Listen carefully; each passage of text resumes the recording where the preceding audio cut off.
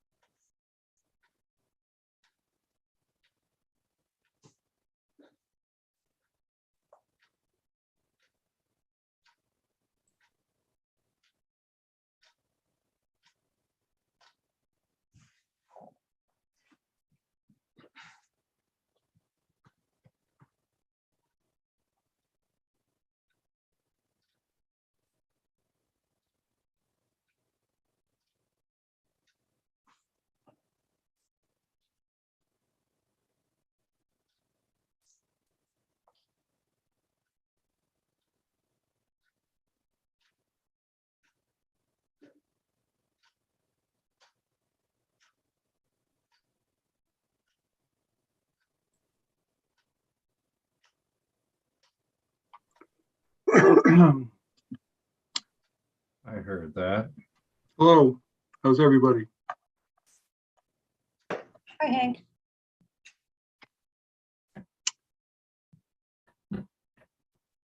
How's everybody doing?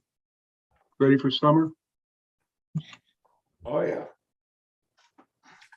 We're in it today. It was sunny today.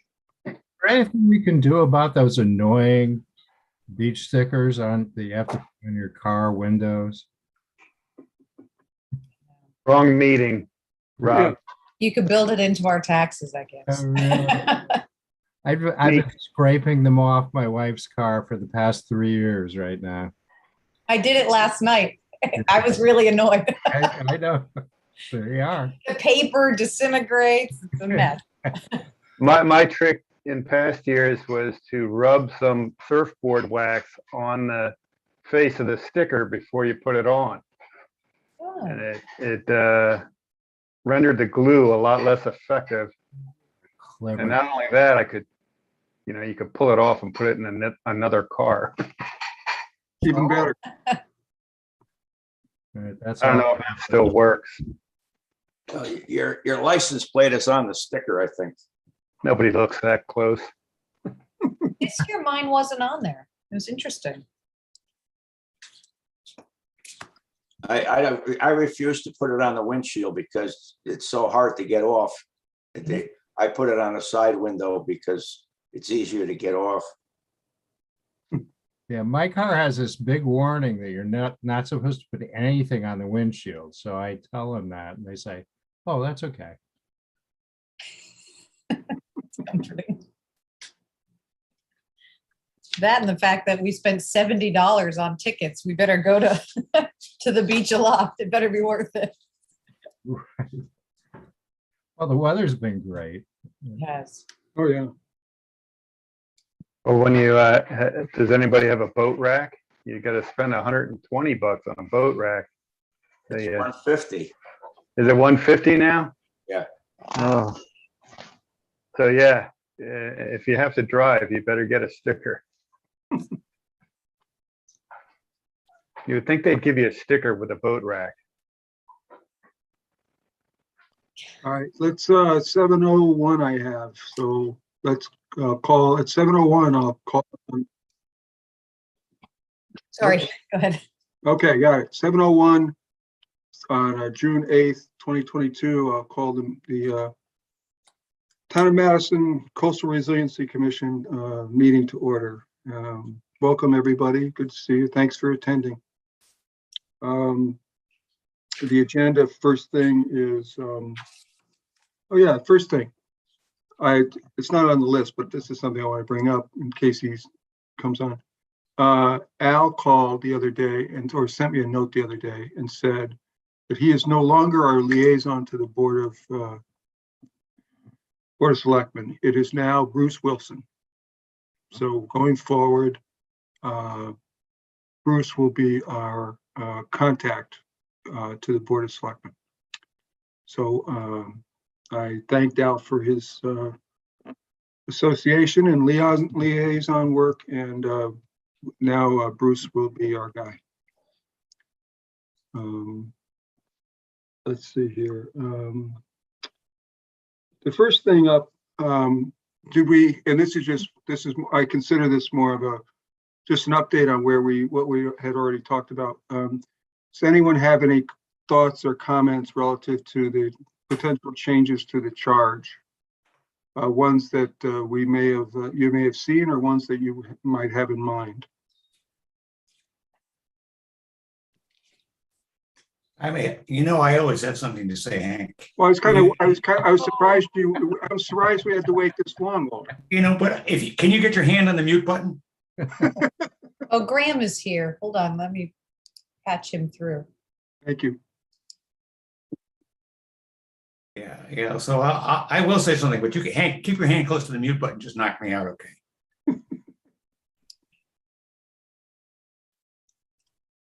All right, Graham, you here? Is Graham on? He's here. His name is. Is his name there? I don't see it. I see his name. Yeah, he's here. He's just muted. Okay. And non-video yet, but it's all right. He's a handsome man. Yeah. There he is. Bruce, I'm actually alive. Here I am. Hey, Graham, how you doing? Good. Hank, All right, well, so we've started the meeting, and the first item that we were going to talk about, I'll just mention this since you weren't on. I don't know if you know this, but because you usually know a lot of stuff.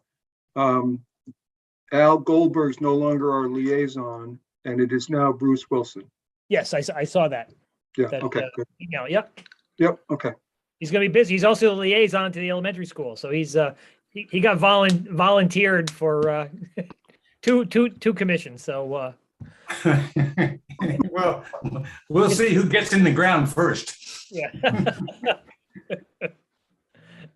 All right. So any updates or any thoughts or comments about the changes to the charge that we had talked about previously? So Hank, let me go back to where I sent some things around about the change in the Connecticut law on the ability to make a flood and erosion control board also a resiliency board. And you could do that, and the board would look like something like, you could have a board that did something like that. And I think it's something we should at least consider.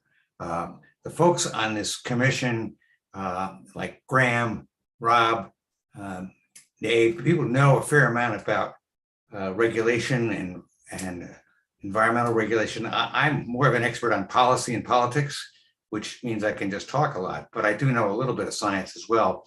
I looked at this and I thought, oh, how do we get here? We all joined because we liked the idea of thinking about resiliency. We thought it was good. And there was a list of projects that the town had already compiled through the 2016 plan. And maybe it was a way to move those forward or add to those. But I'm looking at, well, what created this? Most towns don't have a separate resiliency commission. They may take resiliency up as part of what the Board of Selectmen do, or part of what flood and erosion control does. They'll be able to do it now under the new statute if they want to. Well, what's the blueprint for the Madison Commission that we all agreed to serve on? What other towns have this? How does it work? And it turns out, I think, and people could find other ones, that most towns don't have such a thing as we have. Ours was created by really not an ordinance, but a Board of Selectmen resolution. So I looked at me again, my strength is looking at, I'm used to working on government affairs at the federal and state level, but I looked at the town. We have a charter which sets up commissions. This obviously is not one of the commissions because it's not in the charter. It's just sort of it's a commission created by a board, a resolution. Under the new charter, it looks like the town will take on the role of setting up commissions through the Board of Selectmen.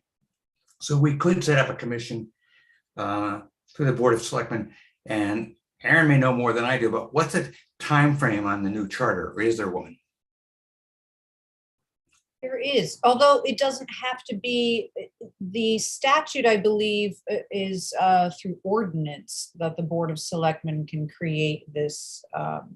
Right, and that, so you know where I'm going, maybe, but I didn't explain it very well.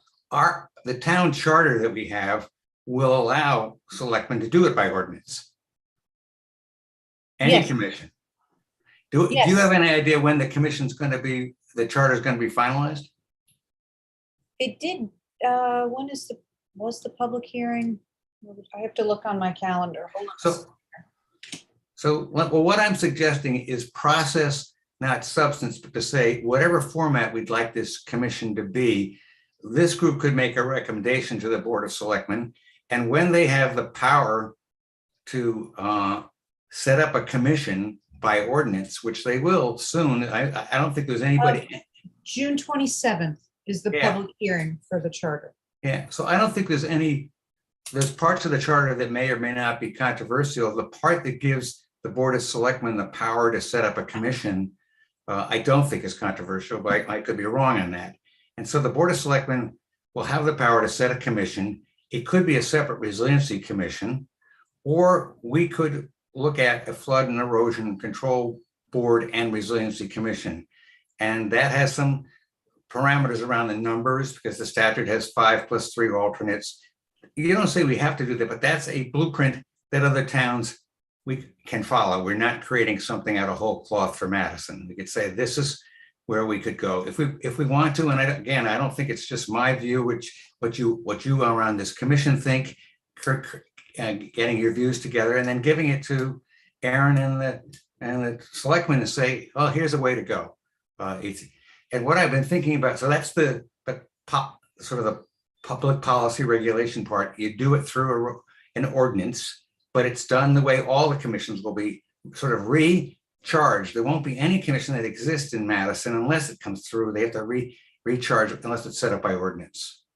The second thing is to look at. Excuse me, just so I'm clear, what you're saying is in the current round of the June 27th meeting, what you're saying is any commission that exists today in town, through that process will have to be recharged. No, I may have implied that. I don't think so. Correct. That's why I'm asking, because I missed. It's a good question. It's a good question. It's a good question. I don't think so from what I've heard. No, Okay. no, Okay. that's not the case. They already have.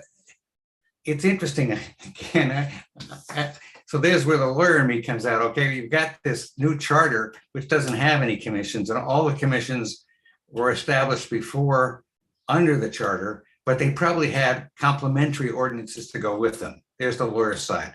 You'd go look and say, when planning and zoning was ever established, did it have an ordinance? It probably did, but it's specifically established in the charter. So that's a lawyer's question, which we don't need to solve tonight. But, and more importantly for us, it's to say, once this charter is done, the Board of Selectmen can come back to this and create a commission or add this to flood and erosion control by not a resolution, but by an ordinance, which sets up a commission consistent with the new charter. So that's the sort of the policy side. This is just for a suggestion. Think about it. I'm going to see if I can get this phone to stop. Hey, Aaron, just for reference, if the meeting's on June 27th and everything goes well, when does it get finalized, roughly? The effective date, Yeah. What would it be? Is it a month later or? I mean, I would think there would be a legal notice. I don't know, since that's outside my statutory knowledge. I can double check, but I think the Board of Selectmen plan to adopt it then. Isn't there a town vote that has to go? Isn't it like thumbs up, thumbs down? Oh, maybe it's it may be referendum. I don't know if it's a referendum or a town meeting. It has to pass. It's the public here. Let me see here. Hold on. Yeah, because we've done this before and it's failed. Board of Selectmen public hearing on the charter, and then there's an immediate Board of Selectmen meeting following that. But I think Graham's they may correct. motion There's and gonna have move to be it a to referendum, a referendum. townwide referendum. I think that's how it has to Okay. change. That then the board, after the public hearing, will move it to Sure. referendum, So it might be a couple months after that. which would be in the fall, I believe. Oh, okay. So essentially, in this whole discussion, we have until the fall to put a plan together. Is that? What I was thinking, it's a good point, is that maybe we could get working on a plan, recognizing that the final kick wouldn't come until the charter was approved. But you could have discussions with us, Aaron, Bruce, or Brian Wilson, whichever you want to call him. I'm not convinced we have to wait for the charter. Yeah, but we could get ready to go. But it's a nice way of saying we can get working on it And they might not actually do the ordinance, or I wouldn't suggest they did the ordinance until they got the charter. Right. But let's see how it goes. Hank, the other thing I wanted to talk about was really the flood and erosion control board and adding resiliency. And this is something everybody may have a thought about. You know, when you think about.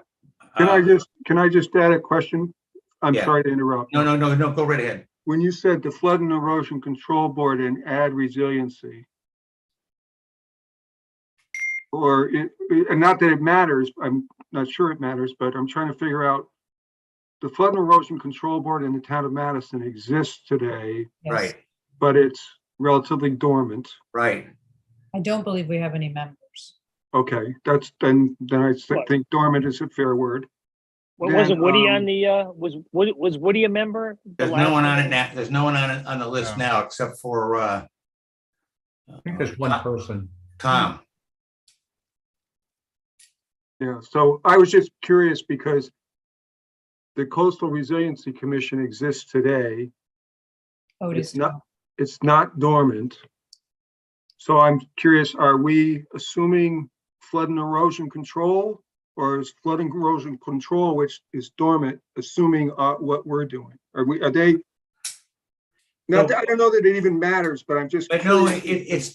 it's to be discussed. So what this will go to the point I'm getting to. Yeah, most towns have that board. No town has a resiliency commission.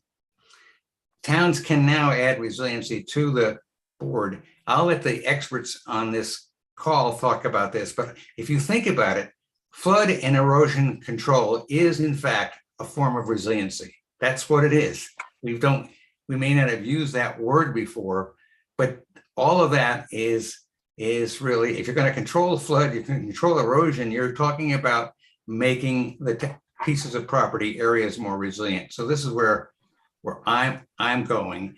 And the other thing that is, again, sort of new to this discussion, we were focused and sort of brought to life through sea level rise. But if you look at what the state is looking at now, is the frequency of storms, hurricanes, you can look at the predictions for 2022, affect towns whether or not they have sea level rise, and it will affect Madison in places where there isn't sea level rise. Admittedly, all of Madison is concerned about the coastline because of the facilities we have, but we should really be thinking about the flooding that's a concern due to increased number of storms. You can argue what's the cause of those, but we're going to get them. And so it's a fit to how do you respond to sea level rise and hurricanes and other flooding. This is just to think about, Hank. It's not for anybody to decide today, but it's what I've been thinking about is, don't these really naturally come together? And maybe not quite as big a board as we have today, a commission, but it also has lots of powers. And I'm not an expert on those powers and what the town could decide what powers to grant. Some of these boards have statutory authority to make assessments, to buy land, to borrow. I don't know whether, Rob, are you on? You've got some background on this. Yeah. What do these boards have powers to do? Have you dealt with some of these? Yeah, the Flood and Erosion Control Board has the authority to enter into agreement with other governmental agencies for flood and erosion related projects. And that was set up a long time ago, and Madison's used it in the past. We did in the late 70s for Deepwood Drive, I think. That's right. Up on Deepwood, the Soil Conservation Service did a project, and the Flood and Erosion Control Board was the town's vehicle to enter into a cooperative agreement for Soil Conservation Service. State funding, federal funding, and local funding on projects. And so it's been around for a long time. I think my personal opinion is that, we've got a lot of involved people in the Coastal Resiliency Commission who have some qualifications, and I think that it makes a lot of sense to strongly consider joining the Flood and Erosion Control Board and the Coastal Resiliency Commission. Right. Yeah.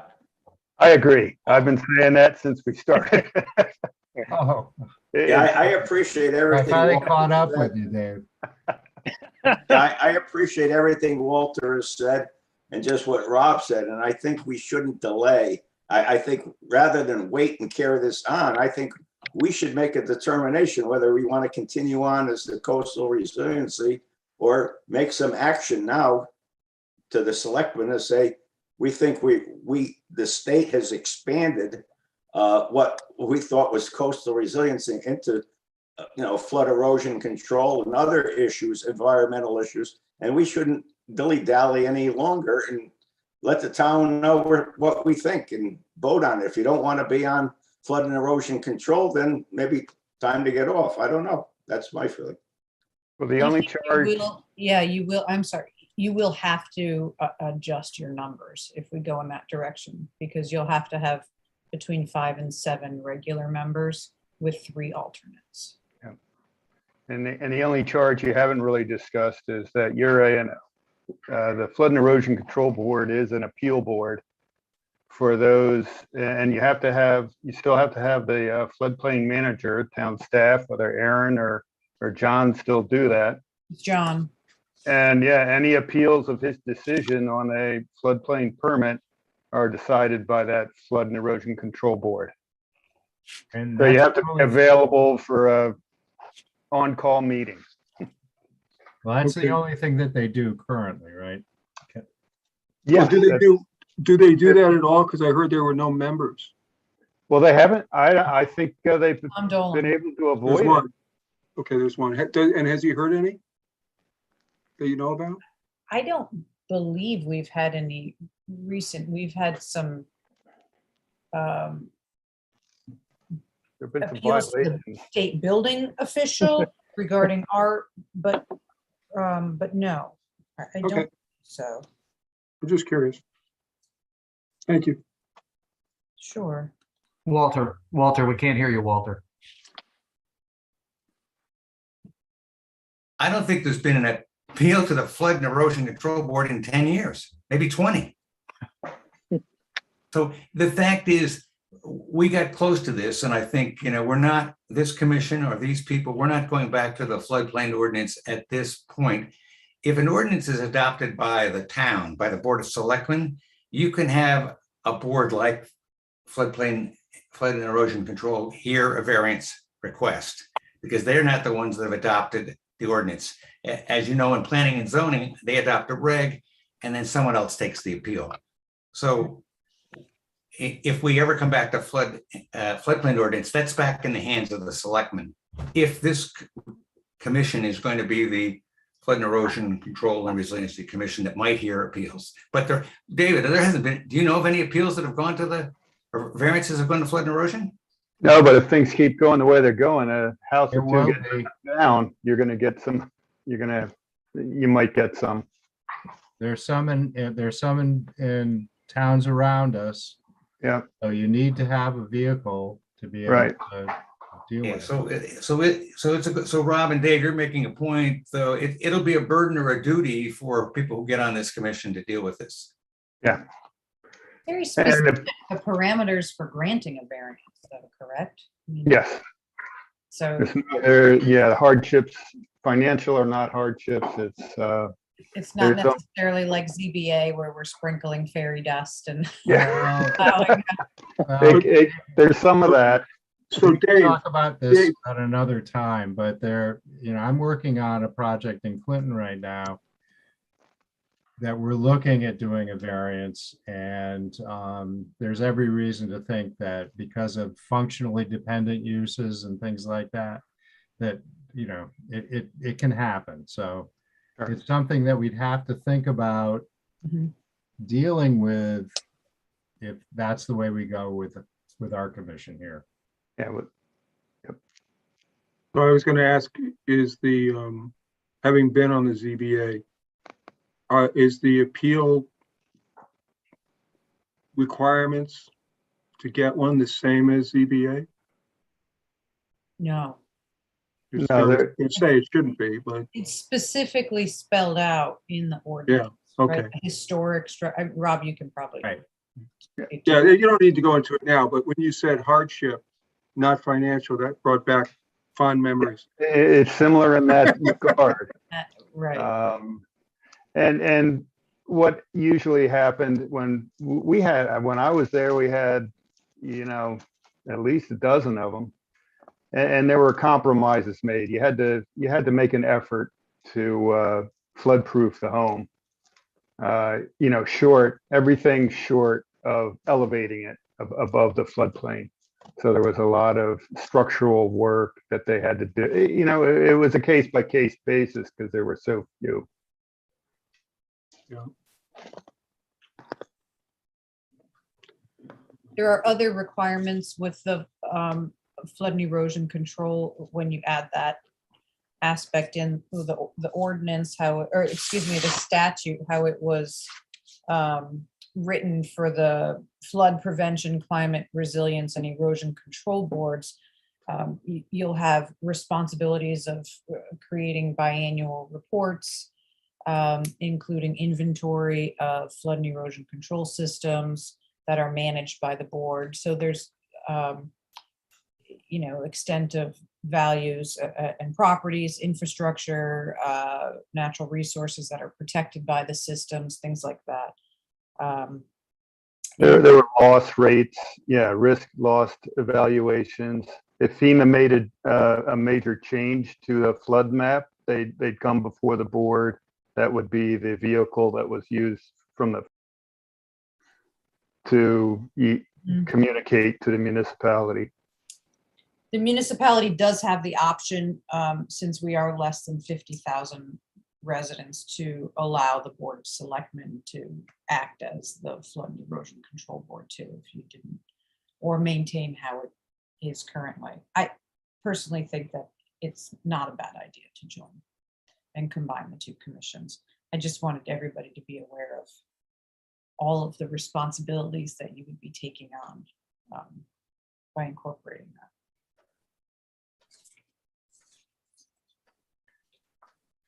Okay, yeah, because it does sound like a lot. When the subject first came up, this was just my reaction to it, without a lot of analysis. Is it, and this may be a different way to think about it, or at least the way I thought about it initially. Is it does it deviate, or does it take us off track from what we initially thought our charge and our call to do would be? Does it get in the way of accomplishing that?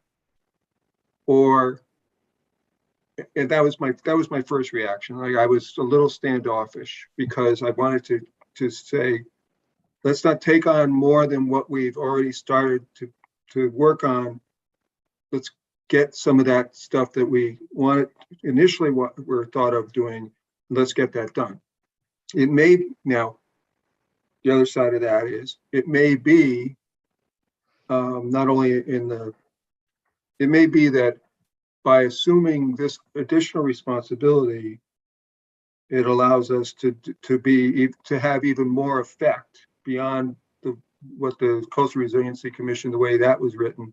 It may be, for lack of a better description, we may have more teeth or more focus, an ability to focus doing this, including this in what we look, think is our world, than just what the CRC had. And I'm still sort of back and forth, but I'm hearing some people saying it might be beneficial for the town if we join the two together, and that's fine. I'd be happy to support it. It's just my initial reaction was, is this going to get us off track of what we're really supposed to do? And so it's just a comment, for what it's worth. The way I see it, it might be just a good thing, the right thing to do. It's proactive. If in fact sea level rise is happening, there will be more and more issues that would have to go before a flood and erosion control board under the current statutes.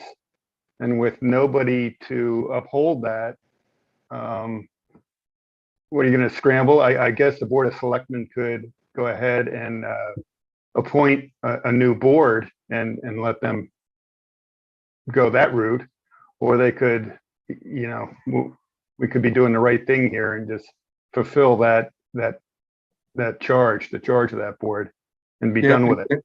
I agree with you, because ultimately, when I was talking about what we should be doing and keeping to the core mission, you know, in my mind, it's you know, helping the town be more resilient, helping the town protect itself, whatever. And if it turns out that allows us to do that even more effectively, let's say, then that's even better. That's a win for the board as far as how effective it can be, which hopefully translates to a benefit for the town. That's, you know, so I'm not against it. It was just my first initial reaction. But I agree with you. And if that's true, and it sounds like it is, then this is something I think we ought to think more seriously about, and what the ramifications of that are. And Hank, I agree with you. You know, thinking about spending time on variances, which you spent a lot of time on, isn't necessarily what we had in mind for resiliency. I mean, I think those of us who got on this commission were really interested in moving forward on those projects. Yes, maybe adding a few projects, but if you think about the things that will help in flooding and erosion, and the town's moving sort of not necessarily so much with input from the Coastal Resiliency Commission, but because they have the plan, they're looking at Garnet Park. They went ahead and they're looking at Garvin Point. So those are in the plan, and so I agree with you. I don't think we're going to be tied up in the early years with lots of the variances. We might be, but I think we can still focus mainly on resiliency, and it's sea level and it's sea level rise, but it's other places that might flood as well. But the other thing I'm looking at is having a blueprint for what a board looks like. It's a little smaller. You will have to step back and look and say, is 7 members plus 3 alternates, that gets us to 10? Will we get most of the people who have the expertise and who want to work this? Will we satisfy that? I know other people have gone on to other things who were on this commission. So nothing to be decided tonight, but no. I think you're right to be concerned about not taking on other things. But what I like is the fact that there's sort of we create an animal, an organization, a commission that other towns have. And really resiliency is the key in flood and erosion, but now we're looking at other things as well, whether it's, you know, protecting the sea. You look at Island Avenue, all of those places, they're going to help with regard to flooding, but they're part of the coastal resiliency projects. Yeah, so anyway, we're not going to decide it now, but it sounds like we ought to continue talking about it. If you have any thoughts, you want to talk to each other or email somebody, you know, one-to-one, or contact whomever, if you know other people that are involved in these kinds of things, just to build our understanding of what we're talking about as far as the responsibility and the breadth of effort. But we'll revisit it again.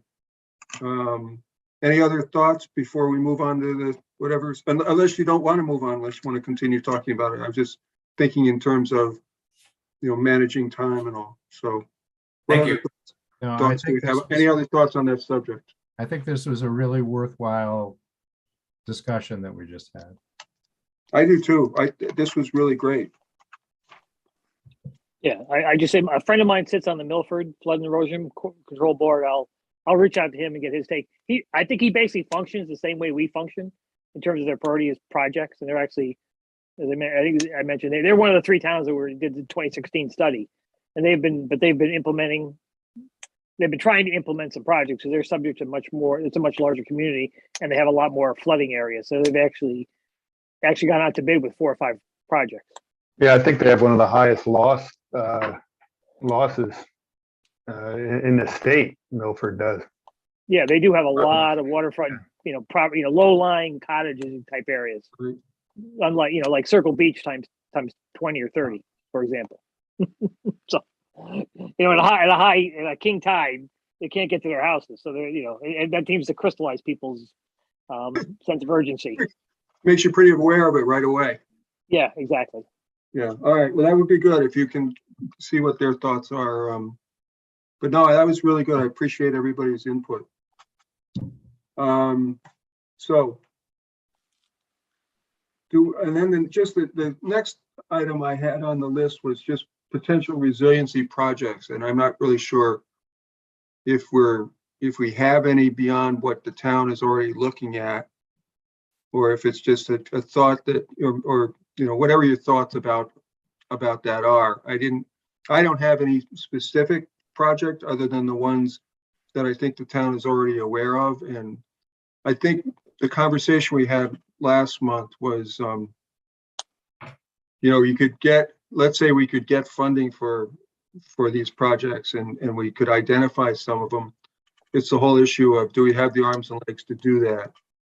The town staff has X amount of people, and so, and the comment I think I made it last month, was, well, we should be funding this and being able to fund it to the level that we could hire people that aren't in the town, that, vendors and contractors that could do the work, and the town could oversee it without using up their headcount to actually do the work, or that was just a comment that I had. I agree with you. I think the only way we're going to get these things done is if we start putting them in CIP and right. It's nothing.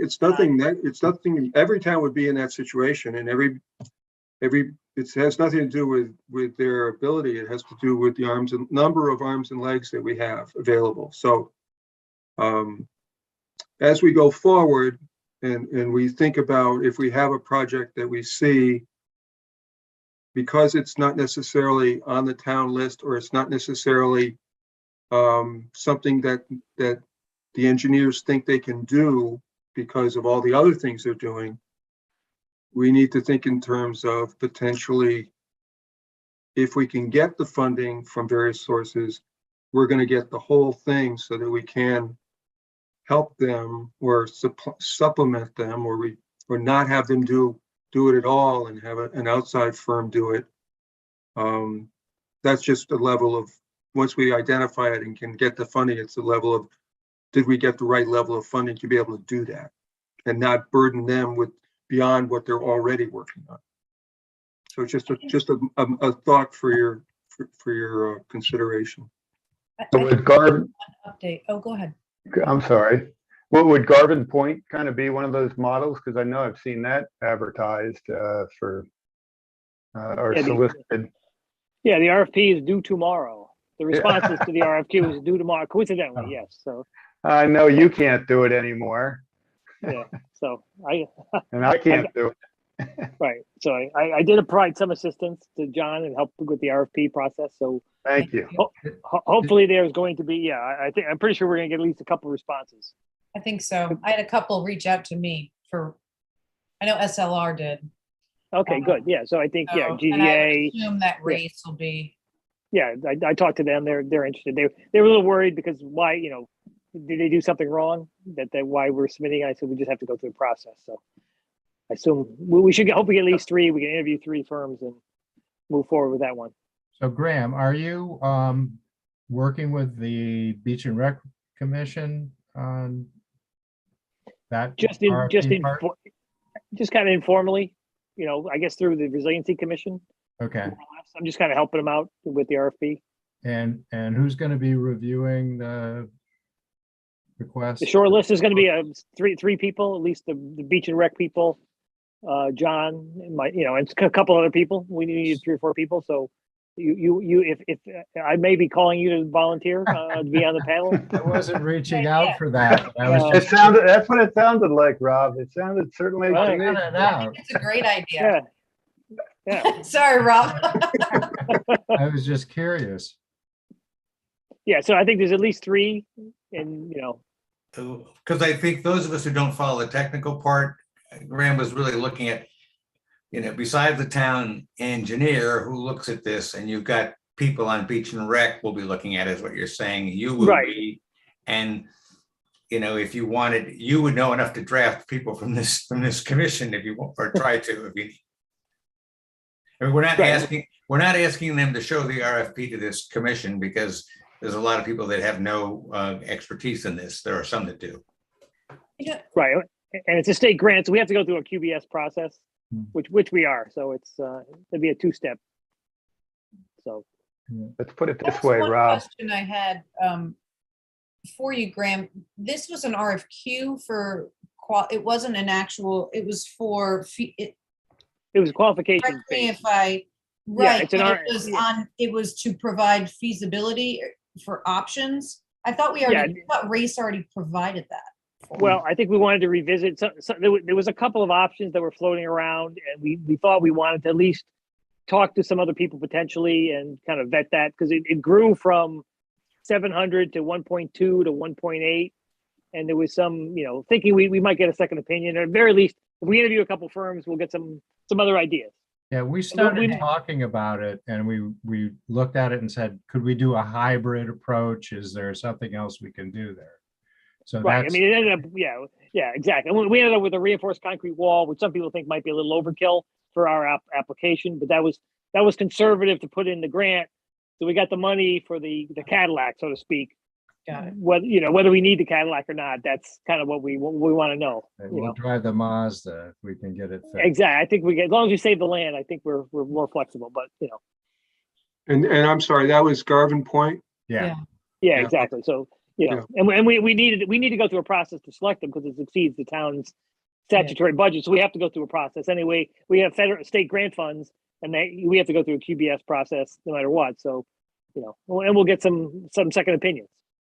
Okay. Hopefully from other firms. So, I mean, Race would probably be a very strong contender because they have a long history on it, but, and this is what they do. Right. But, Yeah, they have history all the way back. Gosh, I think they even looked at it back when I was still there. So that's So how many years ago. bad. yeah, so they have a lot of history. Second opinion Yeah. doesn't hurt.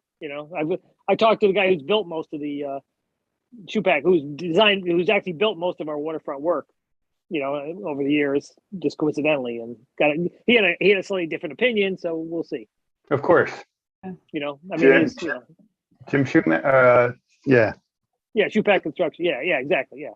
So yeah, he had some other opinions that might be a little simpler, but he's kind of a swamp Yankee kind of guy, and He talks like this.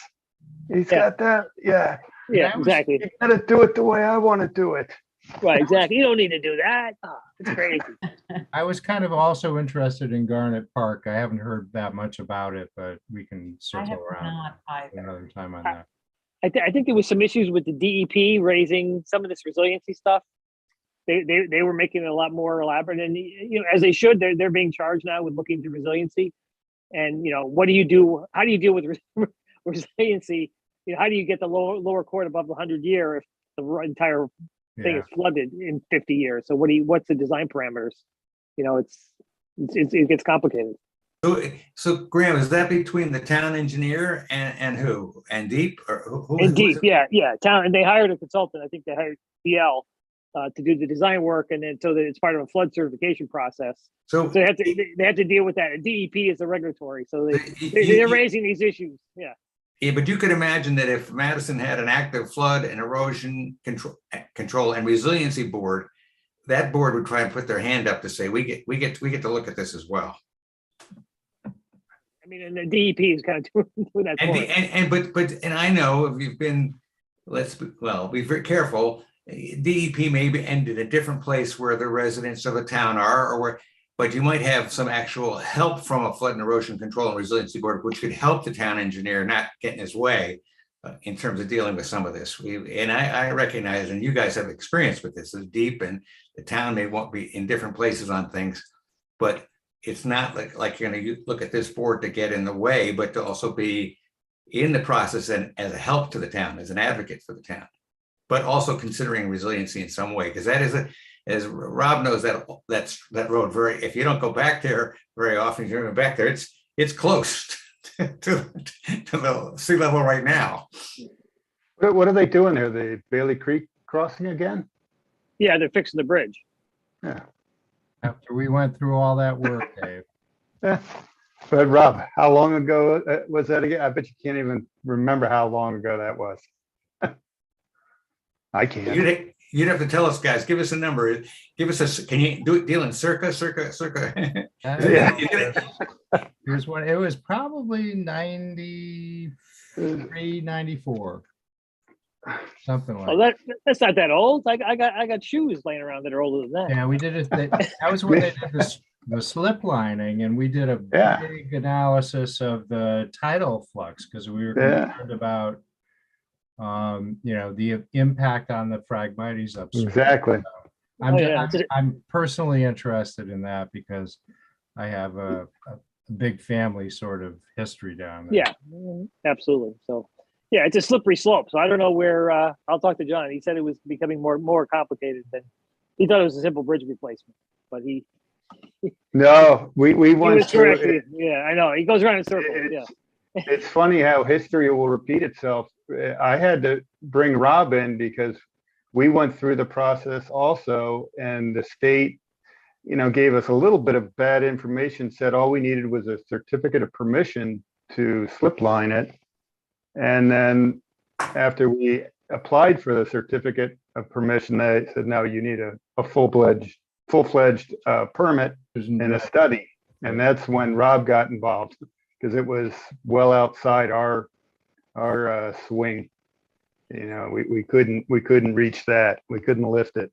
So Rob came in and saved the day. Yeah.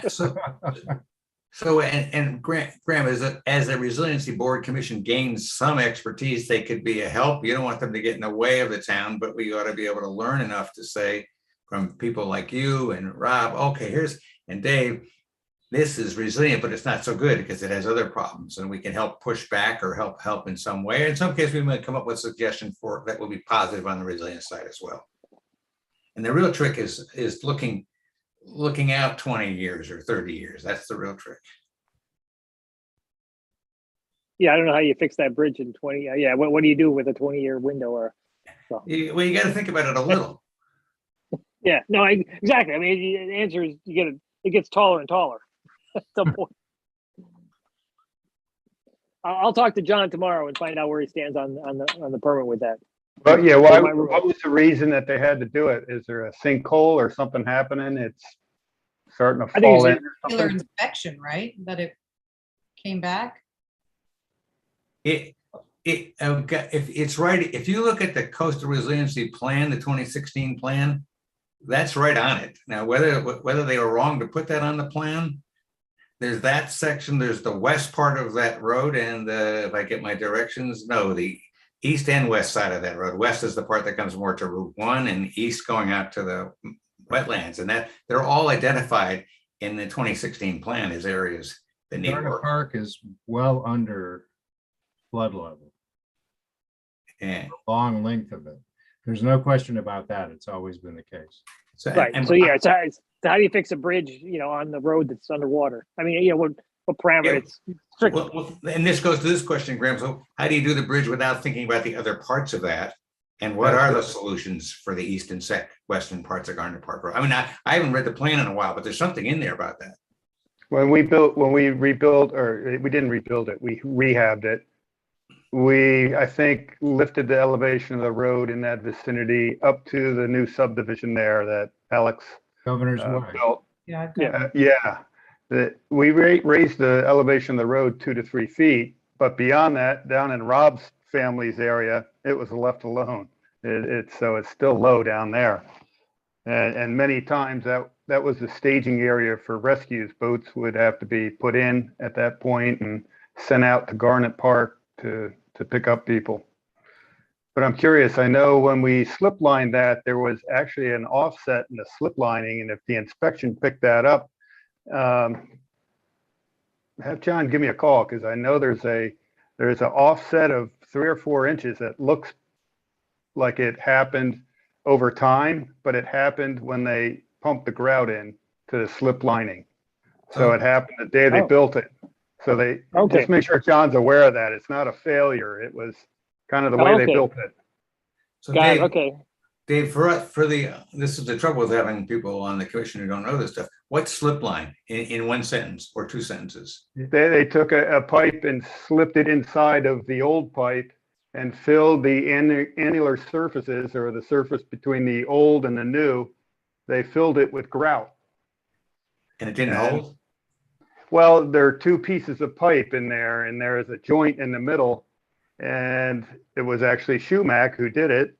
They pumped a little too much pressure into the grout, and the seam where the two pipes met in the middle kind of bumped about 3 or 4 inches. Okay, but the word slip line refers to the pipe or Yes. to the? Yes, it was an arch culvert, and they slipped a round pipe into the arch culvert. All right, okay, that's good. You got it. I'm home. Don't quiz me on it tomorrow because the half-life is about 30 minutes, but I'm all right now. We're going to take you on a field trip. We'll show you. Okay, good. So that's good advice. I'll have him give you a call. I'll have John give you a call because he may not know that. Okay, if we can move on to one last thing under the other topics. I met with Fran Brady, if any of you know Fran Brady. And he's got this project that he's trying to do related to climate change and how it will affect Madison. Mhm. How it will affect you in Madison. And he's trying to put together a presentation. He's got, when I talked to him the other day, he said it's likely going to be at the surf club. He's got a list of speakers that he's lining up to talk about general climate change, something specific to Madison. I will send you the email. I don't know that I have yet, but in case, have you seen this yet? No. Okay, I'll send it to you. It's basically, he's got this guy coming in named Dallas Hetherington from an organization called Sea Change Conversations. And he's a 60-minute presentation on climate change. And then he's also got a Professor Jim O'Donnell for 10 minutes on Connecticut, specific to Connecticut shoreline focus. He's got Steve Atkins, who's going to talk for 10 minutes on what he sees as the harbor master in the harbor out next to the beach club. And then Fran is going to talk, and then some, things like that. Anyway, he asked if, his interest is, would the Coastal Resiliency Commission be interested in sponsoring this? Or if not, would we be interested in participating, perhaps be a speaker, or what level of participation would be interested in? My reaction to him was, and I think the reason he was mentioning that is, well, the obvious one, because we're the Coastal Resiliency Commission, and that's what he's talking about to a large degree. But the other, the other thought I had, and he knew, was part of the charge that we have is to educate the public. And he was thinking that this was a good opportunity for this commission to do exactly that, present on the topic and potentially sponsor this. And if not sponsor it, at least participate or support it to some degree by having a representative there or some members of the commission be in attendance.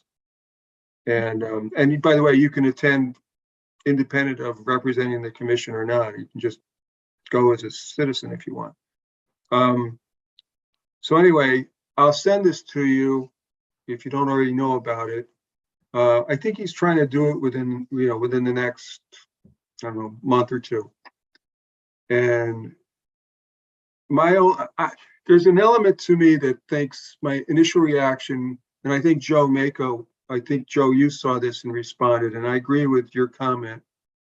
And as I recall, your comment was, I think whatever they're providing this, or the Sea Change group might be providing, I think we could effectively get the same thing from Circa, and it would be more specific to Connecticut and more specific to our shoreline. And I don't disagree with that.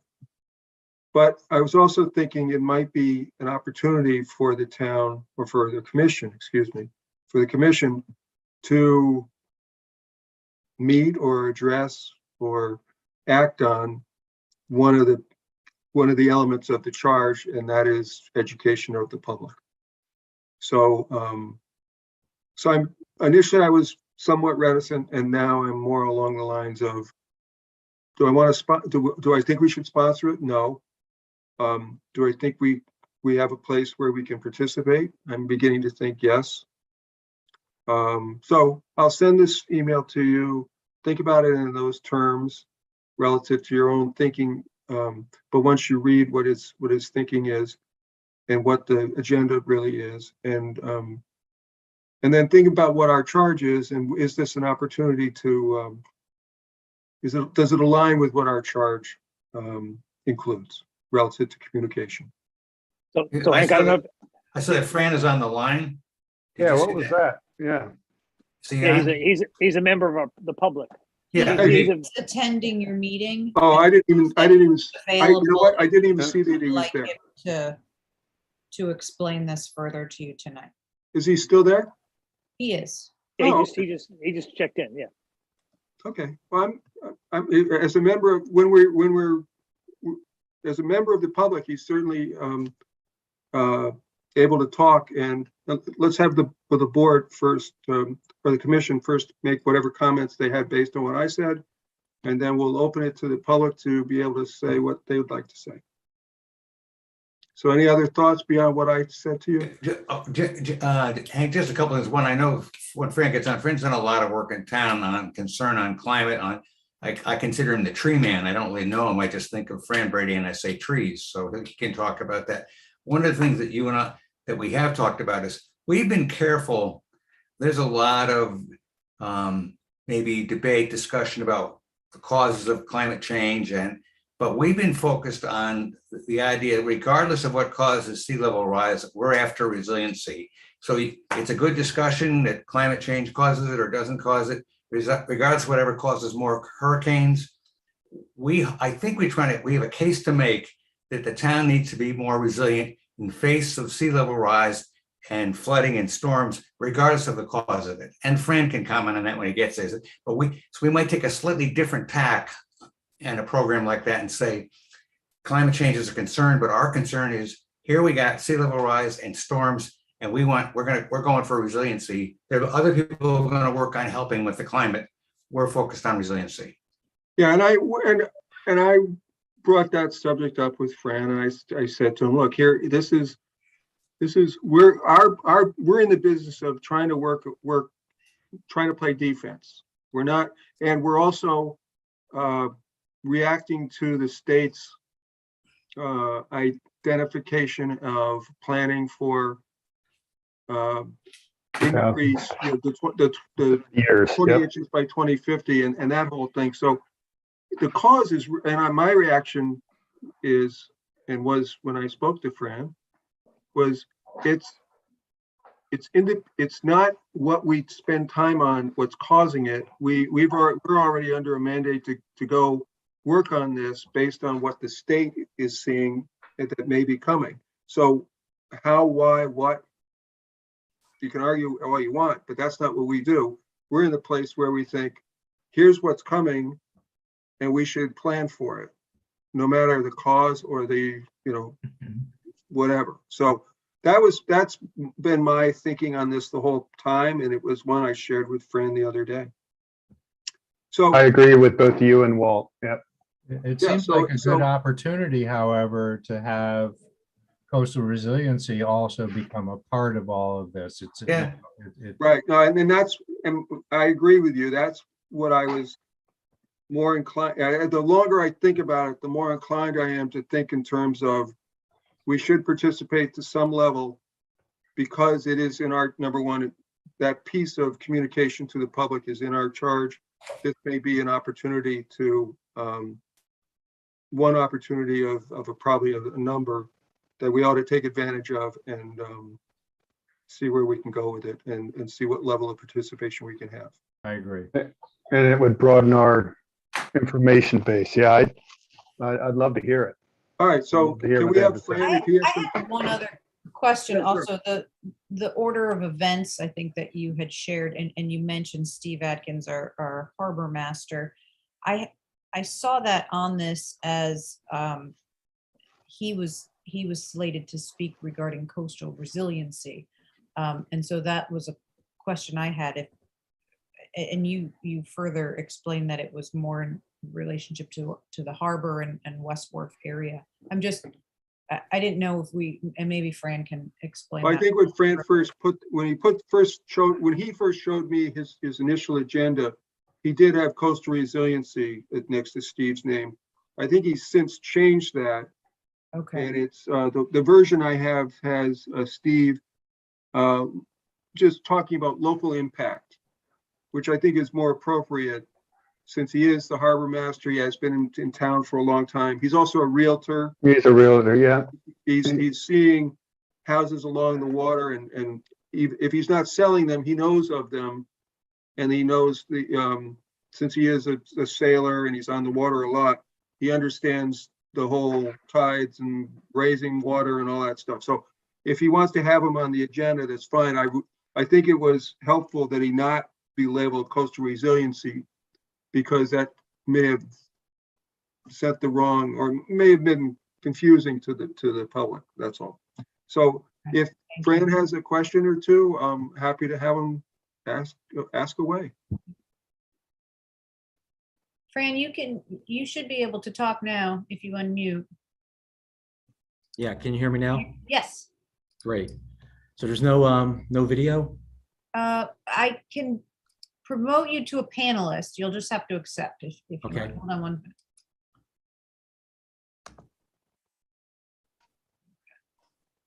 That's a good picture though, Fran. Yeah.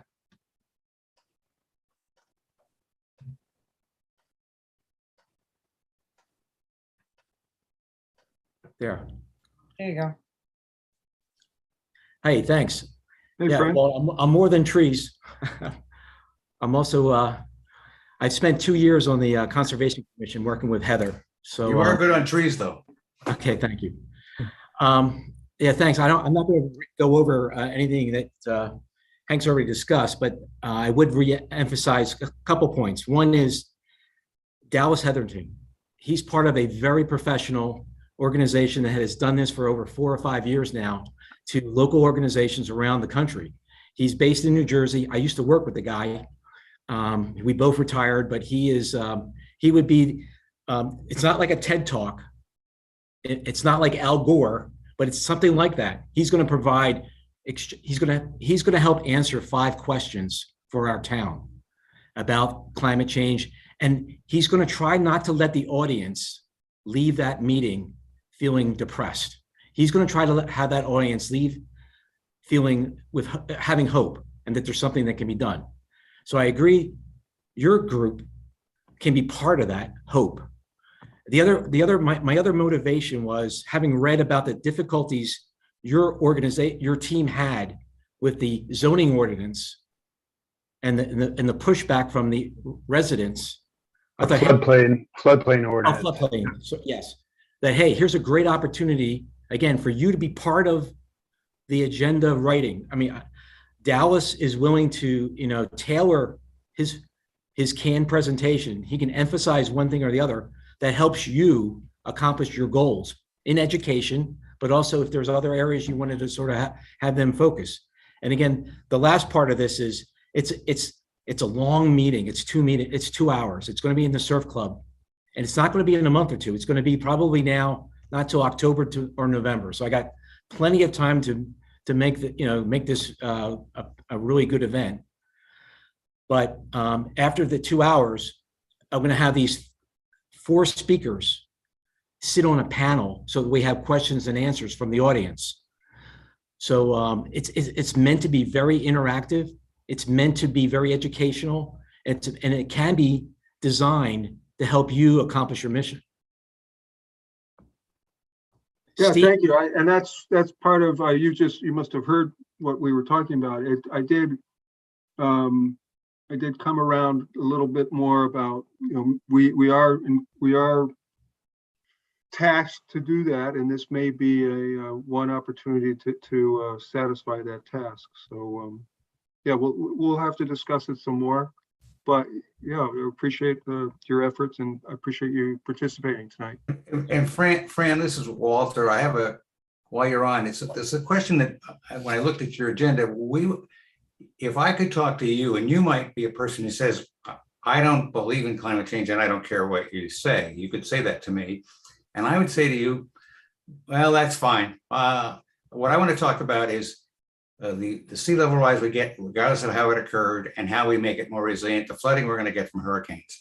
And so put that subject aside, and whatever we heard or whatever discussion was about climate change, you might not like it. That's fine. We've got other things to talk about. So you see, our drive is not to get into the climate change boat and try and sail that to the finish line. Our drive is to get to the resiliency boat and get that done. So Yes. as long as you understand that. Absolutely. And again, I said there's 5 questions they try to answer. The 5th question is, what can we do?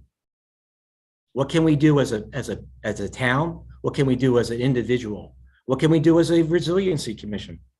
Yeah, that's where we're focused on. We're not focused on you need to drive a different car, which might be a good idea, or I'm not offering my opinion on any of those ideas, but Right. We're focused on the resilient piece. And there are other things you might want to come out of that commission that people think they need to do, put panels on their house or or plant a tree, whatever. And plant a tree might be right in our resiliency wheelhouse. So we'll be all for that. So anyway, but just you get the sense that we don't, at least I don't think we want to use this commission to win the climate change argument. We want to deal with the resilience in response to these concerns. Yeah, I want to be very sensitive to that. I had originally had in my mind having Christine Cohen present, but I took her off the agenda. She doesn't know this. I took her off the agenda because I want this to be totally nonpartisan. Totally nonpartisan. I want it to be based on facts. And again, yeah, there's a section about helping educate people on climate change, but then there's a section on what can we do, even planting a tree. That's part of it.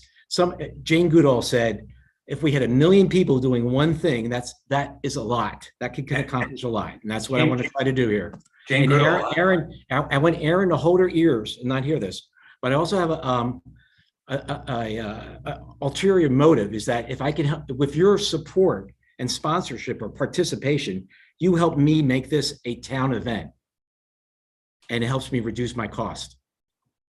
That is one of my questions for you, Frank. My other is, what are the 5, you said there's 5 questions that are going to be the focus of this event. Do you said one of them is what can we do? What are the other ones? Just so we kind of understand what this is a little. Yeah, I'm not prepared. I mean, I'll send those to you. I'm actually sitting in conference room B here in campus. Looks familiar. I thought that looked like Hoping I'd be able to talk to you in person, but I'll send you those. It's about it's about what is climate change? Is it man-made? How bad is it?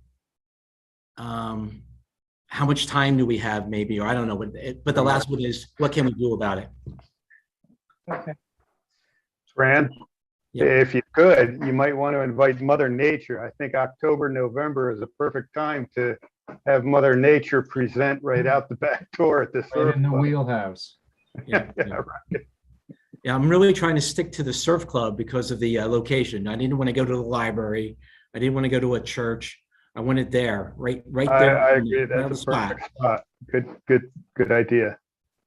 What is the cost of bringing Dallas here? Yeah, it's surprisingly low.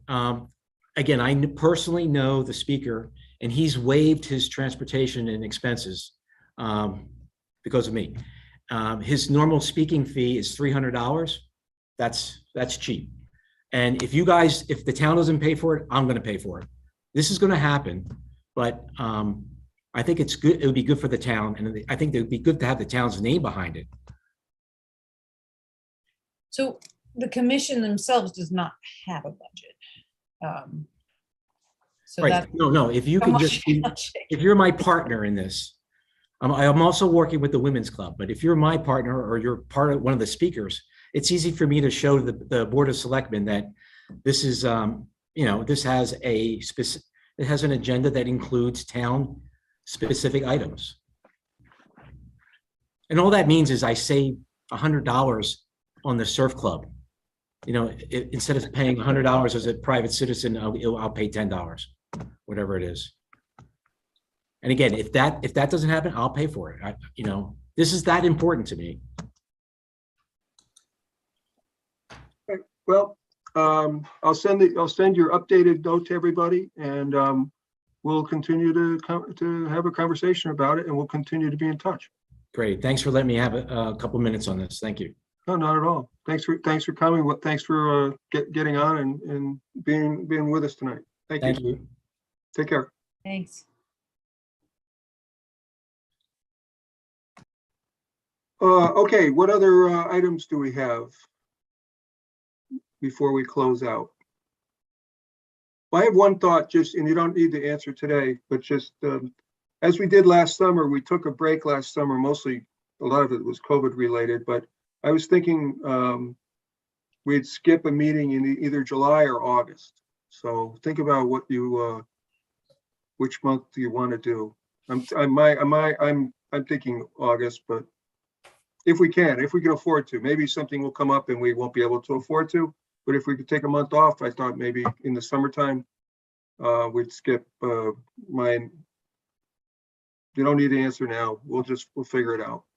But Same breath, has anybody talked about going back to a regular face-to-face meetings? I think about it. I talk about it all the time. I just don't do it yet. Aaron, can we do July in person? If that's completely up to the commission.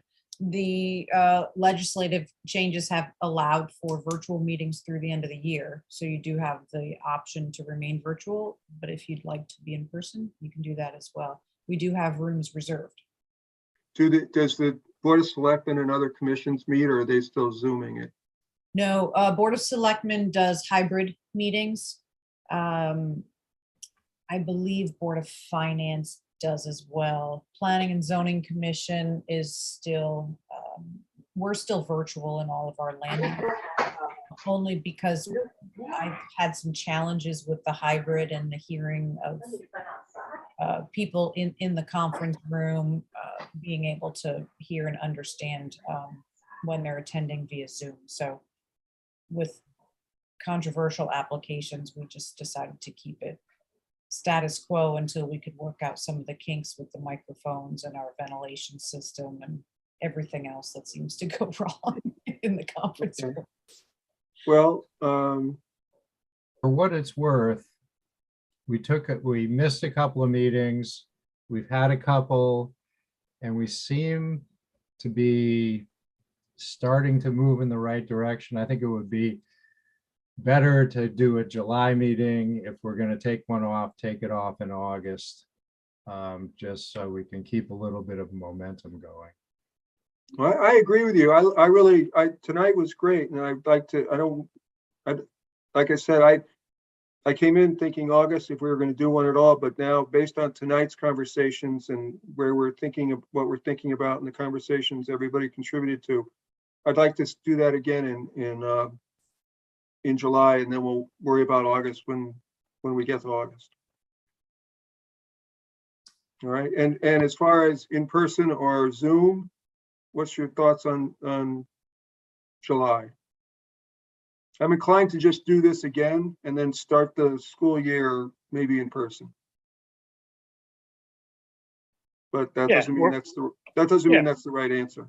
I mean, if we're going to try and move on a more discussion on what we're suggesting to the selectmen, we might want to try it in person. Do we think we would have, and it's more work maybe for Erin to be there, but she goes everywhere. And would Bruce Wilson be there as well for that discussion? I don't know. I'm not sure if he'll be, I just found out that Bruce was our liaison today. Yeah, I found out 2 days ago. Yeah, so So- I'm not sure if he plans to attend regularly or not. Yeah, Yeah. so I mean, it could be his chance to meet, but it might not come until the fall. But I wouldn't, Politician, he'll jump on the opportunity. yeah, I wouldn't mind. You guys, whichever the group wants, I'll do it either way. In person might be good. Just to sit down and push these issues further. But either way, Whatever else. I mean, you know what? If you have a particular opinion, let me know, and we'll figure it out. All right, anything else? Actually, not to drag it on too much longer, but Walter, can you tell me, as I'll say the publicity director of our group here, what's your feeling on this agenda we just heard about, and whether we'll be missing an opportunity or whether it's something we don't really want to get involved, because it's not coastal resiliency per se.